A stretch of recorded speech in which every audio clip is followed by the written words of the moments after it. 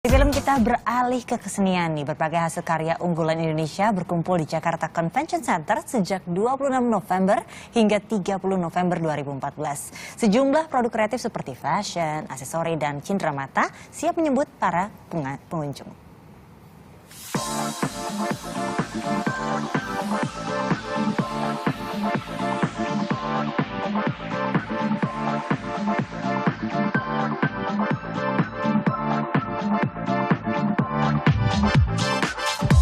Inilah salah satu karya dari industri kreatif Solo, Jawa Tengah.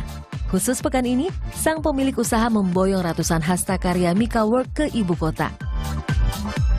Produk yang berkembang sejak 2006 ini dibuat secara manual oleh Paulus dan rekan-rekannya.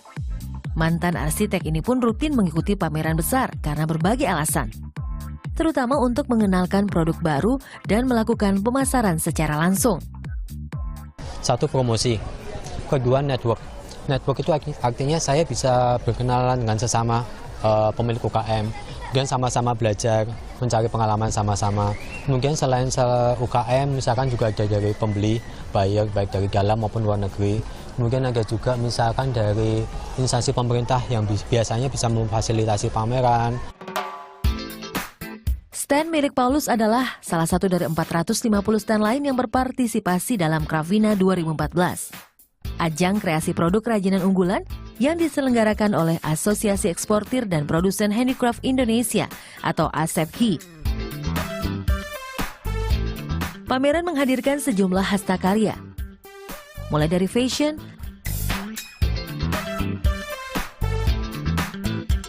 aksesori, hingga cenderamata. Pameran tahunan ini diharapkan dapat mendatangkan 42.000 pengunjung dan menghasilkan transaksi senilai 26 miliar rupiah.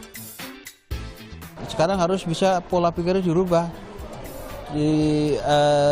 membuat apa yang bisa dijual. Kalau tadinya kan menjual apa yang bisa dibuat, sekarang harus bisa membuat apa yang bisa dijual, artinya mengikuti selera pasar.